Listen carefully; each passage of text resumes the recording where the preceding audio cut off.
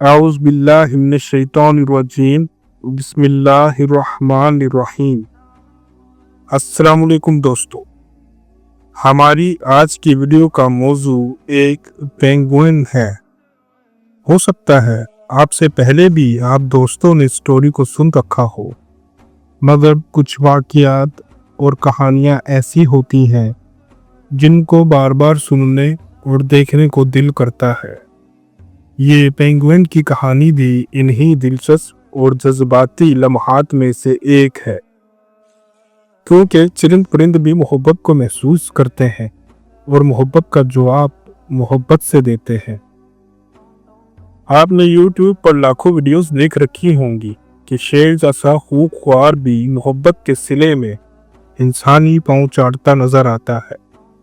Video शुरू करने से पहले आप दोस्तों से गुजारिश है कि वीडियो को लाइक और चैनल को सब्सक्राइब कर दें और बेल आइकन को प्रेस कर दें। तो बिना देर किए वीडियो शुरू करते हैं। असल में वाकया कुछ इस तरह है कि अर्जेंटाइन के समंदरों से एक पेंगुइन जख्मी हालत में 5000 मील का सफर करता हुआ ब्राजील के एक साहिल पर तकरीबन मुर्दा हालत में वहां के एक 70 साला बूढ़े मछुआरे को मिल गया, जिसका नाम जोए परेरा डी सोजा था। डी सोजा उस पेंगुइन को उठाकर अपने घर ले गया, जो वहीं साहले समंदर के करीब बना हुआ था, और इसकी बच्चों की तरह देखभाल शुरू कर दी। आहिस्ता आहिस्ता डी सोजा की मेहनत रंग लाने लगी और पेंगुइन, जिसका नाम टिम रख दिया गया था, वो ठीक होने लग गया। डी सोजा को ऐसा महसूस होने लग गया था कि जवानी में इसका इकलौता बच्चा, जिसकी हलाकत समंदर में डूब जाने की वजह से हुई थी, खुदा ने इस पेंगुइन की सूरत में उससे वापस लुटा दिया है। टिम सारा दिन डी सोजा के साथ रहता और डी सोजा इसके लिए अपने घर के बाहर टिम के लिए घर भी बना दिया था। आहिस्ता आहिस्ता टिम उस वक्त के सोशल मीडिया पर वायरल होना शुरू हो गया। लोग दूर दूर से उसे देखने के लिए डी सोजा के घर आना शुरू हो गए, मगर एक दिन अचानक टिम डी सोजा को छोड़कर चला गया, जिसकी वजह से डी सोजा बहुत गमगीन रहने लग गया। इस तरह पूरा 1 साल गुजर गया, मगर एक दिन अचानक ही टिम पूरे 1 साल के बाद डी सोजा से मिलने उसके घर आ गया।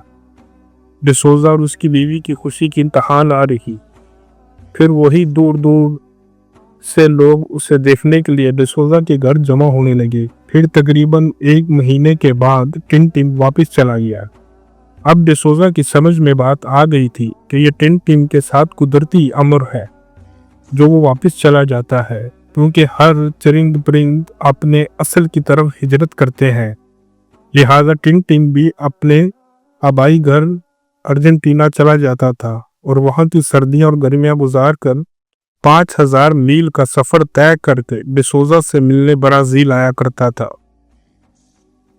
लगभग ये सिलसिला तकरीबन 8 साल बूढ़े डी सोजा से मिलने के लिए वो टिम आता रहा, मगर हर इंसान और चरिंद परिंद अपनी जिंदगी पूरी करते हैं और दिलाफिर अपने खालिक हकीकी से जा मिलते हैं।